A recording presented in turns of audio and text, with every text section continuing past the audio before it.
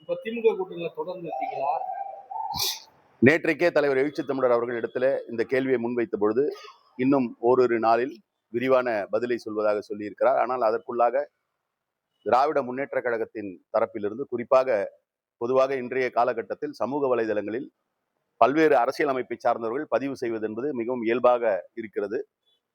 அத்தகைய கருத்துக்களை நாம் புறந்தள்ளலாம். ஆனால் தலைமை பொறுப்பிலே இருக்கக்கூடியவர்கள் இன்றைக்கு மிகவும் தரக்குறைவாக, இன்னும் சொல்ல போனால் மிக மிக கடுஞ்சொற்களை கொண்டு இன்றைக்கு தங்களுடைய விமர்சனங்களை முன்வைத்து வருகிறார்கள். திராவிட முன்னேற்ற கழக கூட்டணி இன்றைக்கு தேர்தலில் எதிர்பார்த்த வெற்றி கிடைக்காத நிலையில் திராவிட முன்னேற்ற கழகம் ஆட்சியை இழந்திருக்கிறது. இது திராவிட முன்னேற்ற கழகத்திற்கு புதிதல்ல. கடந்த காலங்களிலும் இத்தகைய தோல்விகளை சந்தித்து இருக்கிறது. அதிலிருந்து மீண்டு வந்திருக்கிறது. இன்றைக்கு அந்த கட்சியிலே இருப்பவர்களே கூட பொதுதளத்திலும் சமூக வலைதளங்களிலும் திராவிட முன்னேற்ற கழக கூட்டணி, திராவிட முன்னேற்ற கழக தோல்விக்கான பல காரணங்களை பட்டியலிட்டு வருகிறார்கள். அதிலே மிக குறிப்பாக முதலமைச்சராக இருந்த அண்ணன் தளபதி ஸ்டாலின் அவர்கள் மிக சிறப்பாக செயலாற்றினார். இன்னும் சொல்ல போனால் சிறப்பான மக்கள் நல திட்டங்களை முன்னெடுத்திருக்கிறார் என்பது எல்லோருடைய கருத்தாகவும் இருக்கிறது. அதனால்தான் இந்த அரசு தாவேகா தலைமையிலான மாண்புமிகு விஜய் தலைமையிலான இந்த அரசு அமைந்த உடனேயே விடுதலை சிறுத்தைகள் கட்சி கடந்த ஆட்சியிலே நடைமுறைப்படுத்தப்பட்ட மக்கள் நல திட்டங்களை தொடர வேண்டும் என்கின்ற வலியுறுத்தலை தலைவர் எழுச்சி தமிழர் செய்திருந்தார். அதை அரசும் ஏற்று சட்டமன்றத்திலேயே அறிவித்திருக்கிறார்கள். ஆனால் முதலமைச்சருடைய செயல்பாடு, முதலமைச்சருடைய நல்லெண்ணம் இவற்றையெல்லாம் கடந்து திமுக அடைந்த பின்னடைவிற்கு, திமுக கூட்டணிக்கு நேர்ந்த பின்னடைவிற்கு காரணம் திமுகவினுடைய அடுத்த நிலையில் இருக்கக்கூடிய தலைவருடைய செயல்பாடுகள் என்று நாங்கள் விமர்சிக்கவில்லை. அந்த கட்சியிலே இருக்கக்கூடிய தோழர்களே, அந்த கட்சியிலே இருக்கக்கூடிய பொறுப்பாளர்களே சமூக வலைதளங்களிலும் பொது தளங்களிலும் அத்தகைய விமர்சனங்களை முன்வைத்திருக்கிறார்கள். அத்தகைய விமர்சனங்களில் வலிமை இருக்கிறது என்பதால் தான் திராவிட முன்னேற்ற கழக தலைவர் அண்ணன் ஸ்டாலின் அவர்கள் மிக தெளிவாக இதை ஆய்வு செய்வதற்கென அந்த கட்சியிலேயே ஒரு குழுவை அமைத்திருக்கிறார். அந்த குழுவிற்கும் சில வழிகாட்டுதல்களை வழங்குகின்ற பொழுது யாருடைய தலையீடும் இல்லாமல் நீங்கள் இந்த அறிக்கையை சமர்ப்பிக்க வேண்டும் என்றெல்லாம் சொல்லி இருக்கிறார்.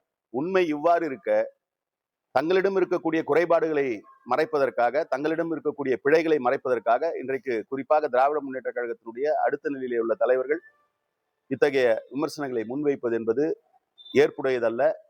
அரசியல் நாகரிகத்தை போற்றி பாதுகாக்கின்ற ஒரு இயக்கமாக விடுதலை சிறுத்தைகள் கட்சி இருக்கிறது. அந்த வகையிலே தான் இந்த விமர்சனங்களை புறம் தள்ளுகிறோம்.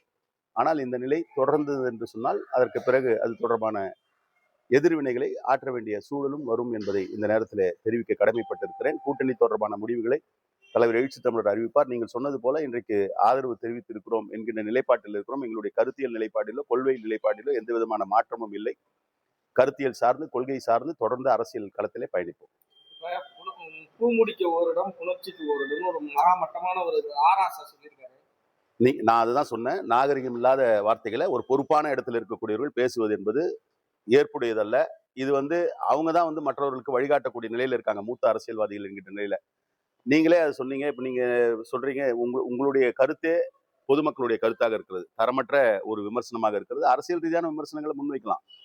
ஆனா அதை முன்வைக்கக்கூடியவர்கள் அவர்கள் இருக்கக்கூடிய நிலை அறிந்து அத்தகைய விமர்சனங்களை முன்வைக்க வேண்டும். இந்த விமர்சனம் மிக மிக தரமற்ற ஒரு விமர்சனம். அதனால்தான் இது தொடர்பான கருத்தையும் பதிவு செய்திருக்கிறேன். மீண்டும் சொல்கிறேன், அவர்கள் குறிப்பாக திராவிட முன்னேற்ற கழகத்தில் இருக்கக்கூடிய இரண்டாம் நிலையில் இருக்கக்கூடிய தலைவர்கள், அவருடைய தொண்டர்கள், அவருடைய கட்சியை சார்ந்தவர்கள் வைக்கக்கூடிய விமர்சனங்களுக்கு மதிப்பளித்து, வைக்கக்கூடிய நியாயமான குற்றச்சாட்டுகளுக்கு மதிப்பளித்து அதை சரி செய்வதை விட்டுவிட்டு விடுதலை சிறுத்தைகள் கட்சி மீது பாய்வதை தப்பித்துக் கொள்வதற்காக செய்கிறார்களோ என்கின்ற எண்ணம் இருக்கிறது.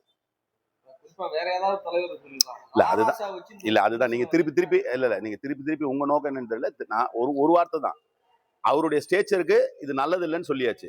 அவருடைய ஸ்டேச்சருக்கு இப்படி பேசுறது நல்லது இல்லை, அழகும் இல்லைன்னு சொல்லியாச்சு.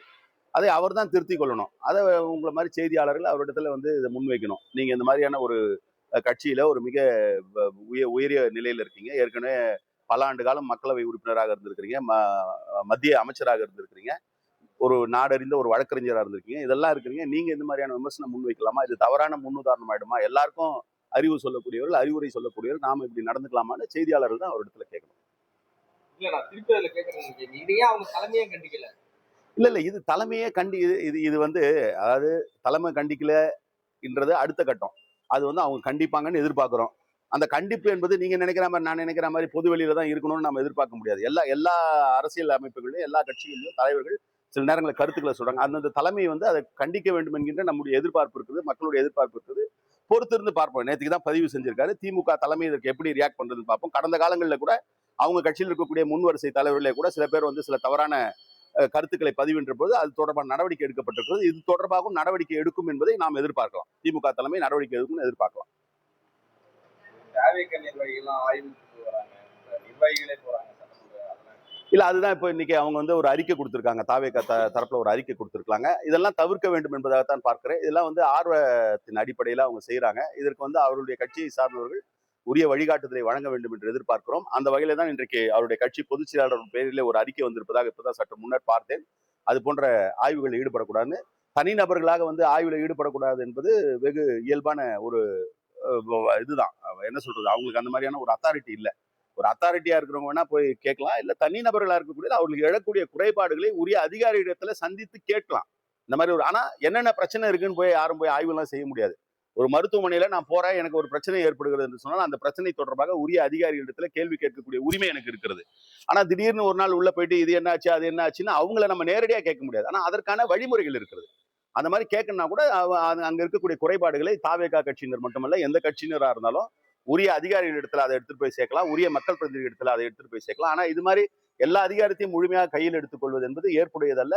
அது வந்து சட்டத்திற்கு விரோதமானது. அதை புரிந்துதான் இன்றைக்கு தாவேகாவுடைய பொதுச் செயலாளர் அவர்கள் அறிக்கையும் கொடுத்திருப்பதாக பார்க்கிறேன்.